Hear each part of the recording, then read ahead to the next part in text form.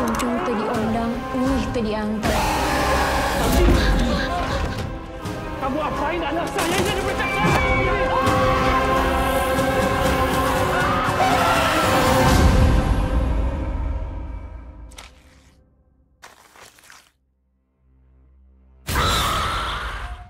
Oke. Halo, selamat pagi, siang, sore, dan malam untuk semua sobat-sobat Movie. Kembali lagi di episode baru Movie setelah 3 bulan hiatus karena orang yang megangnya lagi nggak tahu kemana, lagi Kalimantan, lagi main-main ke kota orang, lagi bersilaturahmi ya ke kota orang, jadi baru aktif lagi nih, ya baru ada nyawa buat ngaktifin lagi, ya. Dan kali ini di episode setelah hiatus 3 bulan, kita akan ngebahas film horor nih. Waduh, ini kelihatan ya. Film horor terbarunya Kimo Stambul nih, Jaya Langsung Sandakala ya, bersama dengan Mantul. Waduh, ini bersama dengan orang yang udah master banget nih sama horor nih. Aduh. Saya live Zoom dulu ya ini ya. Jangan dong. Ini udah master horor lah ya. Aduh, si paling horor. Paling horor ya, si paling horor ya. Bersama dengan Mas Alif Abimanyu nih. Halo Mas Alif. Halo Bang Rido, halo semuanya. Aduh, gila nih. Jaya Langsung Sandakala ya, ini berarti Kimo tahun ini ngeluarin 3 ya berarti harusnya ya. Ivana, Jaya Langsung Sandakala sama Telur Darah ya. Satu lagi. Telur Darah tuh Oktober kayaknya mungkin sih. Kayaknya sih ya, kita tungguin aja sih ntar Telur Darah nih. Aduh. Ini mungkin sebelum kita mulai masuk ke Jaya Langsung Sandakala, mungkin kita ngomongin sedikit ya karya Kimo tahun ini tuh Ivana ya. Ivana puas apa enggak? Kalau Ivana jujur puas sih. Soalnya kan emang Ivana itu dari segi cerita pun ya bisa dibilang biasa aja sih sebenarnya. Cuma kan kita kalau ngelihat filmnya Kimo, itu apa sih yang kamu harapin dari cerita selain porsi darah, gore, cabut-cabutan kepala. Itu Ivana nyabut kepala kayak berasa nyabut apa anjir segampang itu. Dan itu seru. Iya benar. Iya tuh Ivana, dan juga openingnya Ivana tuh gue tepuk tangan loh nontonin itu. Tembak tuh kan tiba-tiba atau susan Ivana. Wah, gila ini keren banget gitu. Kayak frontal banget frontal banget. Dan apa ya? Kayaknya ini Ivana tuh opening film Indonesia terkeren kedua setelah Perempuan Tanah Jahanam deh kalau gue bilang. Karena Perempuan Tanah Jahanam itu udah paling keren banget kan, openingnya tuh kayak gila, itu kita sama itu kayak nggak dikasih napas gitu. Dan Ivana kita baru ketemu lagi di Ivana gitu. Dan Jaya Langsung Sandakala pun samanya adalah di awal ada adegan openingnya ya. Ada adegan openingnya gitu. Wah, gila. Sebenarnya si Sandakala ini openingnya oke sih. Untuk membangun trip itu oke. Cuma mungkin ada yang perlu harusnya di-retouch lagi pada saat pemakaian CGI kali ya. Betul. Yang waktu kepala diputer itu kayak ngeliat tuh kayak ini masih kayak ada kepala orang tuh ditempel di belakang gitu, masih kayak kelihatan. Iya, masih kelihatan agak animated sih kayaknya. Karena kan habis kita lihat Ivana yang sama terornya kepala juga, kita melihat Sandakala yang emang kebanyakan ya kepala juga sih, bolak-balik bikin kepala kepelintir ke belakang kan. Mungkin masih terlihat animated. Iya, masih. Kalau lu lihat kepala di belakang lu antara mau ketawa atau ngeri gitu. Karena kalau gue tuh responnya itu pertama kali ngeliat tuh, ini gimana sih? Gue bingung gitu. Ini gue antara mau ngeri nih, takut, atau harus ketawa yang ngeliat itu karena animasinya tuh, aduh,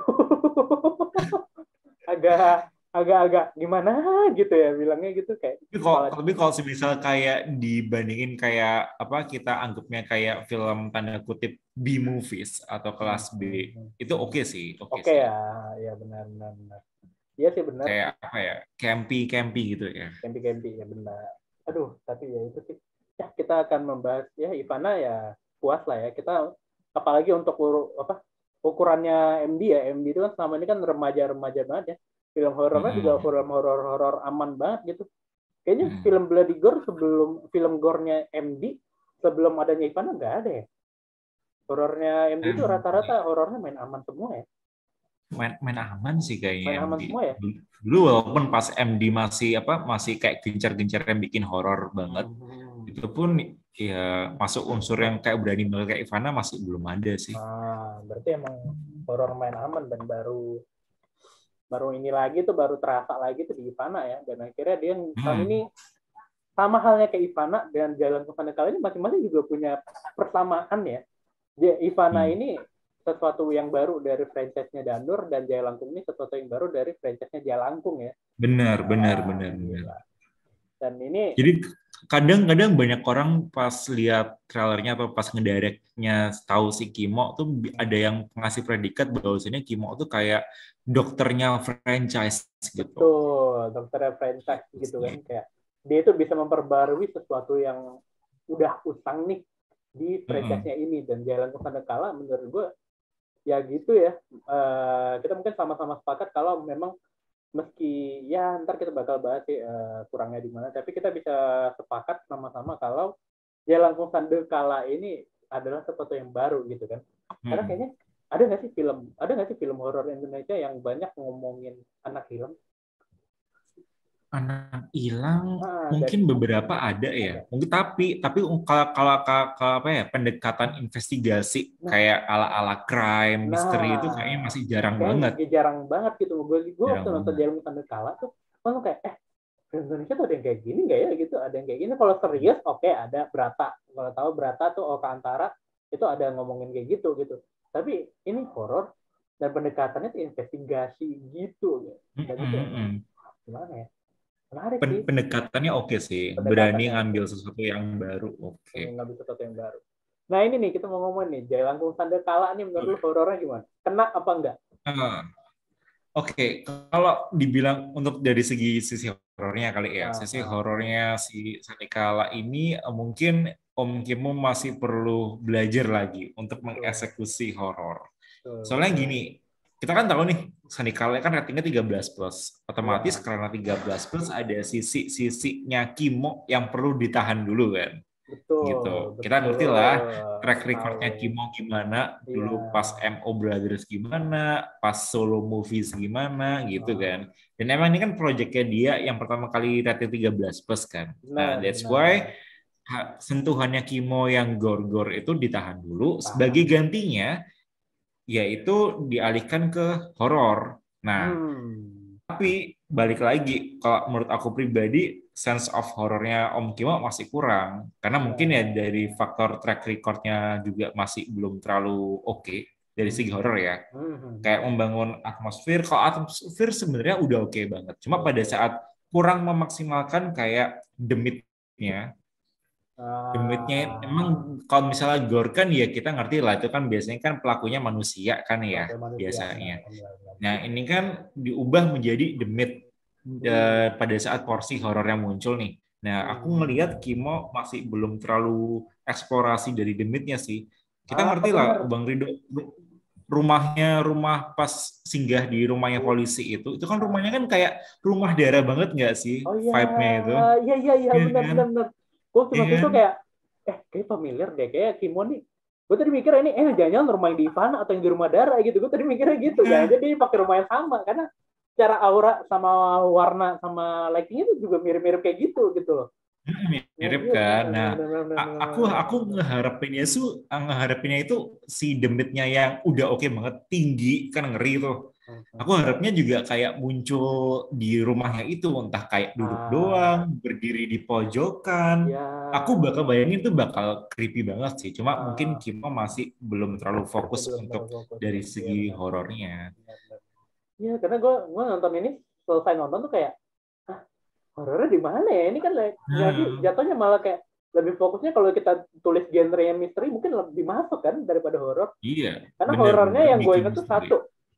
Waktu si Mudaki jalan, di atasnya ada si hantunya itu tuh. Hantunya berdiri gitu. Itu horor banget. Iya. Malah sebenarnya horornya kerasa pada saat tidak jor-joran kelihatan. Ya waktu bak mandi keluar, itu biasa aja sih. Kayak literally hampir semua film horor tuh ada adegan seperti itu.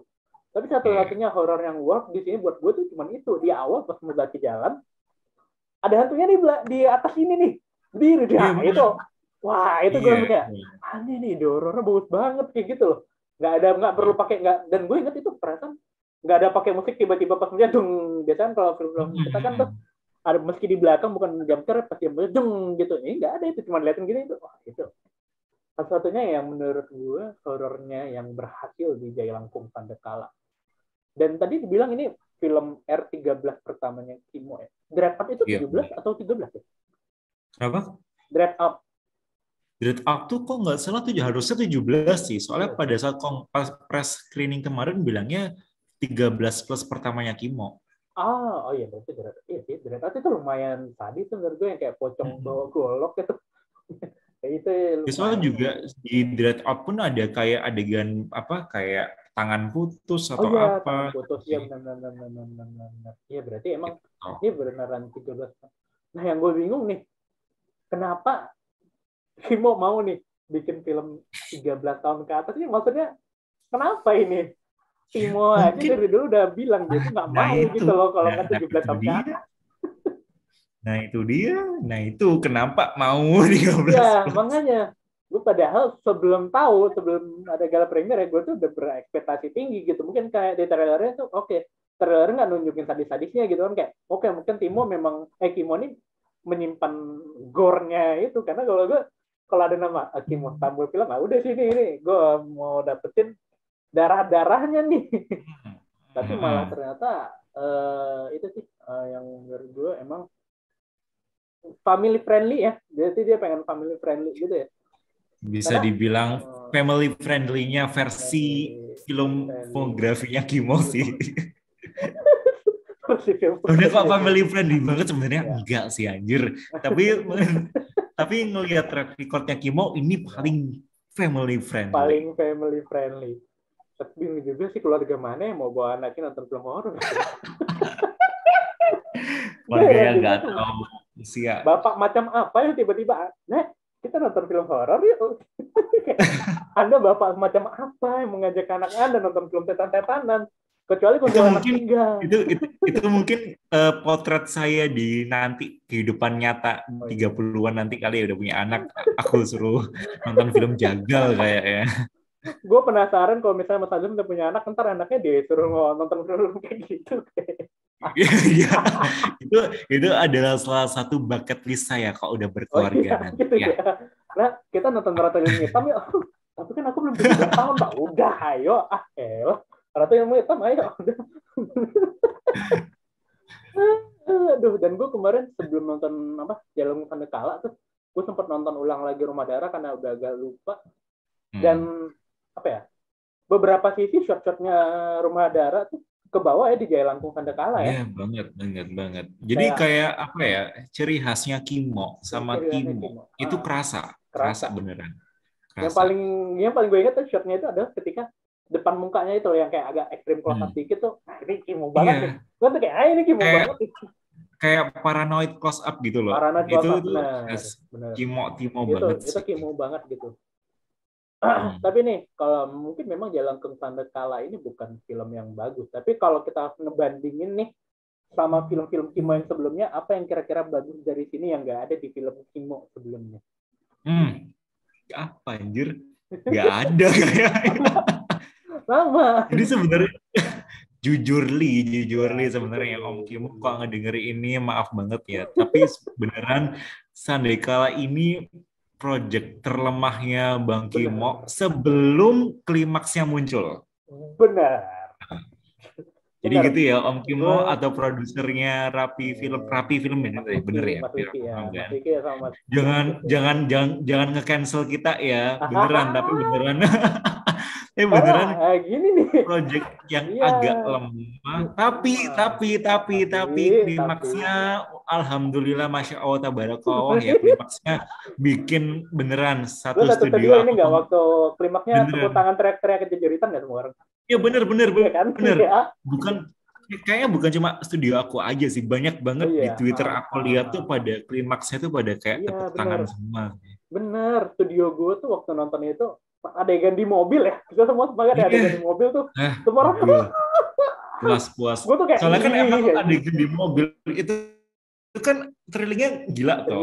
Pas Shiva itu ngejorokin si pelakunya ke kaca mobil itu kan kayak kita pun ikutin kayak lagi Pas kita itu ya ini. Dan dia bagus banget bisa mainnya di ruang sempit. Itu kayaknya aku ngerasa Pak produsernya itu pas udah mau mencapai klimaks, yuk ini udah mau klimaks ya, kita budgetnya udah nipis, yuk klimaks, ayo Kimo sini, lu jor-jorin di klimaks aja, udah jor-jorin di sini ini ya, di mobil, gitu. Alokasi budget kita di klimaks aja. Bener. Soalnya anjir,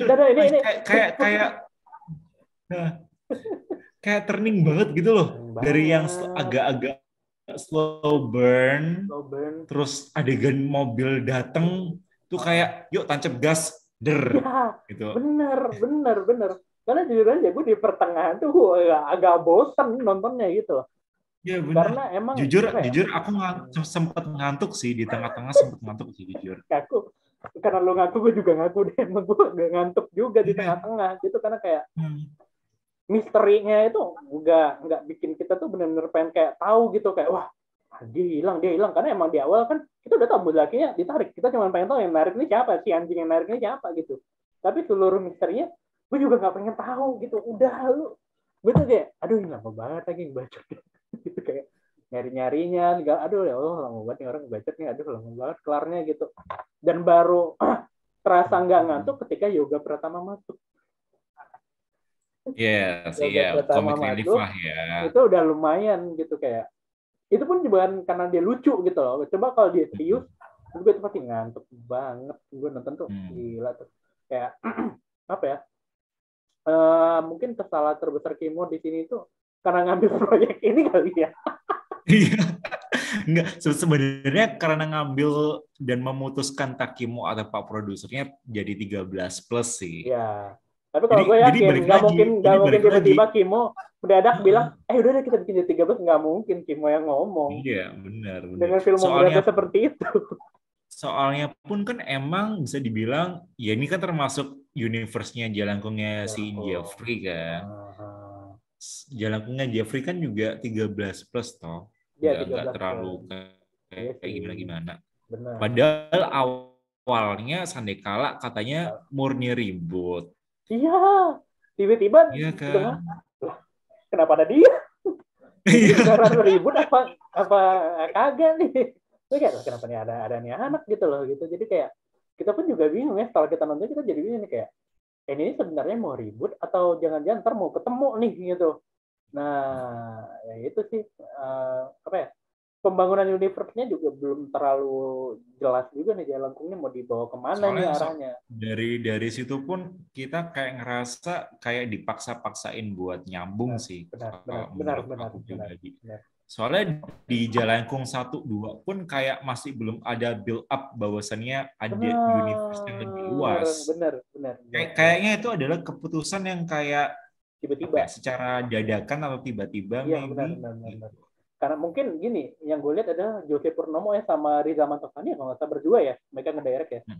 Mereka mungkin itu cuma ngebuatnya udah kita bikinnya dari trilogi aja mungkin. Terus tiba-tiba mereka out, akhirnya diganti sama ini. Udah deh kita jadian universe aja mungkin kali ya. Tapi karena gue ingat ya juga di gala premiernya juga dibilangnya reboot gitu loh. Dibilangnya reboot gitu kayak. Tapi ada si ini gimana ya? Ya itu sih. Tapi mungkin tuh itu jadi salah satu mungkin daya kejut juga sih. Tapi kayaknya kalau jadi daya kejut pun munculnya juga ya kayak forgettable banget, kayak udah terlupakan gitu. Bener. Nggak kayak apa ya, yang kayak kita anggaplah Avenger gitu, ada cameo muncul kan, setiap kali ada cameo muncul kita, mantep banget ada dia nih. Aku expect-nya mungkin ya, biar kayak lebih kayak wow atau gimana. Mungkin aku ekspektasi pada saat adegan klimaks itu tahu-tahu si Rama, si Jeffrey Nicole tuh muncul ngebantuin kayak atau apa gitu. Iya, benar. Tapi itu sih emang Jalangkung Sandekala tuh banyak banget kekurangannya sih, terutama emang menurut gue di tengah tuh ada yang berasa jampi setelah bapaknya ngilang. Setelah bapak ngilang tuh udah kan kita nggak pernah dilihatin kan bapaknya kemana, apa gimana, terus yang akhirnya ngebantuin malah si karakter Omar Esteghlal yang gue juga lupa gitu siapa namanya gitu. Jadi ya menurut gue sih Jalangkung Sandekala ini emang gue malah setelah nonton tuh kayak ini beneran Kimo nih, malah ada yang ngomong gitu kayak ini beneran Kimo apa Rizal Mantovani yang ngedirect? Gue kan ada yang ngomong gitu di studio gitu. Gue keluar studio tuh, gue sambil ngomong, ini beneran Kimo apa Rizal Mantovani yang ngedirect? Gue kayak anjir ada kayak Kimo udah barusan dipanggil pas adegan mobil. Iya. Rizal Mantovani, Pak, saya ada panggilan syutingan lain nih, gimana ya ini jadwalnya ini agak molor banget kita nih. Udah deh, Kim, sibuk nggak? Enggak sih, gue baru kelar Ivana nih, udah masuk deh. Yuk. Lu garap apa adegan klimaksnya aja gitu. Gue ngapain nih Pak? Ya ini adegan klimaks aja. Mungkin makanya dia bilang ribet tuh karena itu, karena dia nggak tahu ada si karakter cameo-nya ini nih mungkin. Iya. Karena itu pegang sama Rizal Mantovani mungkin. Karena gue lihat apa ya? Baru berasa lagi Kimonya itu waktu di mobil gitu loh, waktu berasa hidup lagi. Ini beneran Kimo tuh waktu di mobil, udah itu aja. Karena gue sepanjang film tuh kayak nggak dapet apa-apa gitu. Tapi ya, dan juga setannya sih gue kurang suka sih sama penampilan setannya di sini. Kita nggak pernah dijelasin dia ini setannya apaan. Hubungannya sama Jelangkungnya apaan? Iya benar. Koneksinya ke Jelangkung menurutku kurang diekspor gitu sih. Kurang diekspor. Kita tuh cuma dilihat itu kayak cuma penyatu dunia apa? Konektor ya. Gue sendiri aja lupa loh. Bahkan untuk eksplorasi Jelangkung menurut aku pribadi itu masih agak kuat 1 sama 2 loh. Untuk eksplorasi Jelangkungnya loh ya. Mitologinya loh ya. Benar. Dan ini juga judulnya Jelangkung Sandakala. Jelangkungnya juga nggak kuat bahasanya, Sandakalanya juga enggak. Benar. Sandakalanya itu cuma waktu Mike Lukov si polisi itu cuma nyerita banyak orang anak hilang karena waktu maghrib. Udah gitu aja gitu kayak. Panjang film tuh gue mikirin jangan-jangan ya mungkin ada hubungannya, karena waktu gue mendengar Jelangkung Sandakala dan pikiran gue adalah orang yang bermain Jelangkung pas maghrib ntar kenapa. Itu yang pertama kali gue pikirin sebelum nonton film ini. Oh mungkin si Kimo nih pengen nyeritain nih kalau orang main Jelangkungnya pas lagi waktu maghrib ntar dia bakal diculik, atau kan karena gue lihat trailernya tiba-tiba diprinter kepalanya atau gitu. Tapi pas nonton tuh Jelangkungnya kagak ada diceritain, Sandakalanya kagak. Ngapain nih? Malah menurut gue kalau Jelangkungnya atau pada saat Sandikala atau Senja ini muncul mungkin powernya lebih gede atau lebih masif atau gimana. Benar. Dan itu nggak ada. Soalnya di adegan kayak terang pagi siang pun si Demitnya ya juga muncul juga sih, walaupun nggak jelas. Nggak jelas, tapi ya tetap muncul gitu. Jadi kayak Sandakala ini kenapa Anda pakai itu, gara-gara Anda pakai judul Sandakala dan nomor 4 jadi ganti judul. Pak Manot kebingungan. Yes. Gara-gara Anda Pak Manot jadi bingung. Harusnya dan itu syutingnya sekarang. Dan itu aja syuting sekarang gara-gara Anda pakai judul Sandakala, Pak Manot mundurin. Jadi tahun depan syutingannya nyari judul dulu. Kurang ajar. Padahal judul Sandakalanya nggak guna. Iya, tapi kalau misalnya nih Jelangkung Sandakala tiba-tiba ada sequelnya dan Kimo megang lagi. Apa sih? Berharap apa? Dan kalau tiba-tiba 13+ lagi. Kalau menurut aku sih, kalau semisal kayaknya sih menurut aku ya dari jumlah penonton per hari ini, per tanggal berapa? Tanggal 27. Itu kan kayaknya udah 500 juta lebih nggak sih, Bang? Ya, udah 500 juta. Ya, 500 juta lebih kan. Jadi kan kayak masih ada angin banget buat ngumpulin 1 juta maybe. Nah, jadi kan kalau gitu kan pastilah produser siapa sih yang nggak mau cuan, pasti bakal dilanjutin kan. Tapi kalau menurut aku sendiri sih, ya lanjut mah sebenarnya nggak apa-apa. Cuma maybe ya ratingnya aja lah 17+ sudah. Lepas aja 17+, nggak usah nanggung-nanggung. Nggak usah kayak berdalih 13+ karena kita mau menyasar ke remaja usia awal-awal. Aduh, nggak usah. Ya, pertama Pak Produser, mohon maaf, kalau Anda sudah meng-hire Kimo, udah. Kesalahan besar kalau 13+. Iya. Ya, 17+ aja lah gitu loh. Kayak Kimo tuh makan gaji buta kalau dia itu dikasih film 13 tahun ke atas, Anda tuh ngapain gitu. Ngajar dia gitu. Sebenarnya kalau aku pribadi pun sebuah film horor kalau misalnya serem, semisal enggak serem, itu sebenarnya menurut aku pribadi enggak apa-apa. Asalkan pengganti tidak seram itu diganti sama hal-hal yang seru atau hal-hal yang epic. Seperti gitu. Seperti ya balik lagi yang klimaksnya tadi.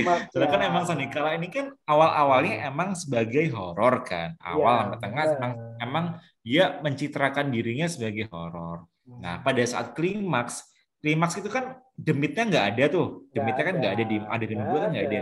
Diganti hal seru orang versus orang. Ya, itulah hal serunya di situ menurut aku pribadi ya. Jadi film horor walaupun nggak serem sebenarnya nggak apa-apa asalkan diganti dengan sesuatu yang exciting dan bisa berperan sebagai ini loh entertainment. Entertainment kan hiburan. Nah, itulah. Benar. Ya, kita lihat lah ya. Karena emang iya kurang sih. Gue kalau gue bilang sih kalau misalnya lanjut ya mungkin harapan gue sih berkaca dari Ivana lah. Ivana juga 17 tahun ke atas lah. Aku tuh 2 juta, anjir. Opening day 200.000.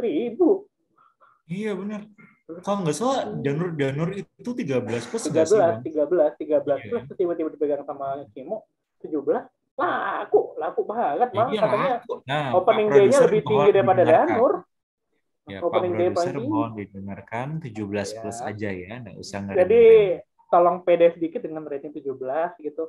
Karena kalau Kimo nih, Anda kasih 13, itu makan gaji buta, Bos. Makan gaji buta banget. Mending yang ada balik lagi ke Rizal Mantovani gitu.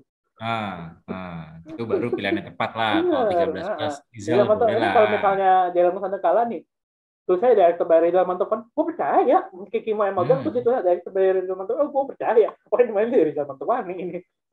Minjem shotnya Kimo ini. Minjem trademarknya Kimo doang ini.